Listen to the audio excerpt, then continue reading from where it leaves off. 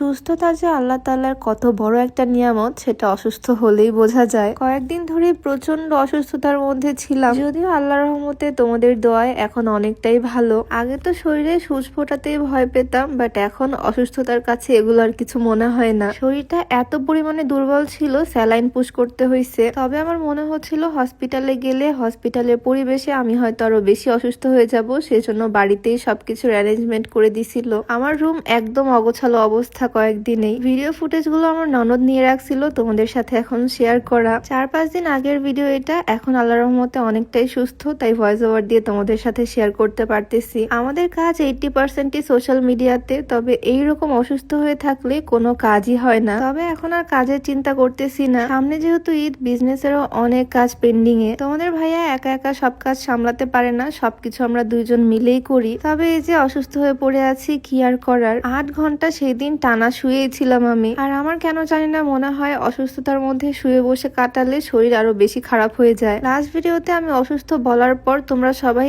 এত কোশ্চেন করছো আমাকে ইনবক্সে, এত খোঁজ নিছো আমার। আমি আসলে অনেক বেশি লাকি তোমাদের ভালোবাসা পেয়ে। অনেকে আমাকে জিজ্ঞেস করছো নতুন অতিথি আসতেছে নাকি ফ্যামিলিতে। আসলে এইরকম কিছু না, এমনিতেই শরীরটা প্রচন্ড পরিমাণে খারাপ, তার উপর আবার ওয়েদার চেঞ্জ হচ্ছে। সুখবর আসলে তো তোমাদেরকে অবশ্যই জানাবো। আমার ঠান্ডা লাগার খুবই সমস্যা, তাই শীতকাল আসলে আমি এমনিতে অসুস্থ একটু বেশি হয়ে যাই। আর এখন তো এমন একটা অবস্থা, শরীর রিকভার করার জন্য যে খাওয়া দাওয়া করবো সেইটাও করতে পারতেছি না। টানা 7-8 ঘন্টা আমি শুয়েছিলাম সেই দিন। এর মাঝখানে আমার আব্বু আসছিল আমাকে দেখার জন্য। আমার বাবা মার আসলে আমি ছাড়া অন্য কোনো সন্তান নাই, আমার কোনো ভাই বোন নাই। আর এমনিতেও সন্তানদের প্রতি বাবা মার ভালোবাসা একটু অন্যরকমই হয়। আমার অসুস্থতার কথা শুনে আব্বু একদম ছুটে চলে আসছে। আর এই গ্রিল, নান, রুটি, এই খাবারগুলো খেতে আমি খুবই পছন্দ করি, তাই সাথে এগুলো আনছে আব্বু। ফলমূলও রেগুলার খাচ্ছি যাতে শরীরটা রিকভার করতে পারি। আর এত ওষুধ তো আছেই, তবে 4-5 দিন আগের তুলনায় এখন অনেকটা সুস্থ আলহামদুলিল্লাহ। কাল থেকে সব শুট গুলো করা শুরু করে দিব।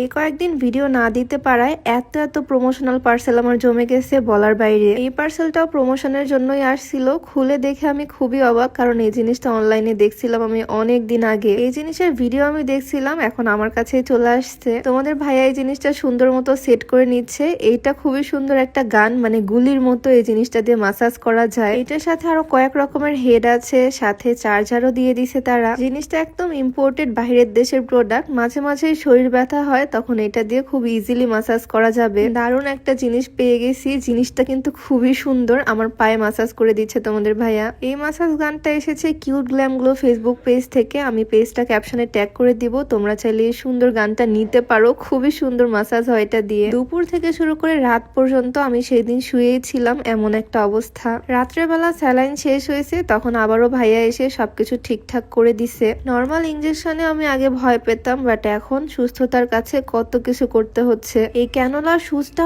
অনেক মোটা হয়, হাতের একদম ভিতর পর্যন্ত চলে যায়। তারপর আমি ভয় না পেয়ে এগুলো সব করছি যাতে তাড়াতাড়ি রিকভার করতে পারি। আমার ব্যস্ত লাইফটাই বেশি পছন্দ, ঘরে শুয়ে বসে থাকতে আমার একদম ভালো লাগে না। যাই হোক, তোমরা সবাই আমার জন্য দোয়া করবা। এখন আল্লাহর রহমতে যদিও অনেকটাই সুস্থ, কাল থেকে আবার বিজি লাইফে ব্যাক করবো ইনশাল্লাহ। তো সবাই ভালো থাকো, সুস্থ থাকো, আমার জন্য দোয়া করো। সবাইকে আল্লাহ হাফেজ, আসসালামু আলাইকুম।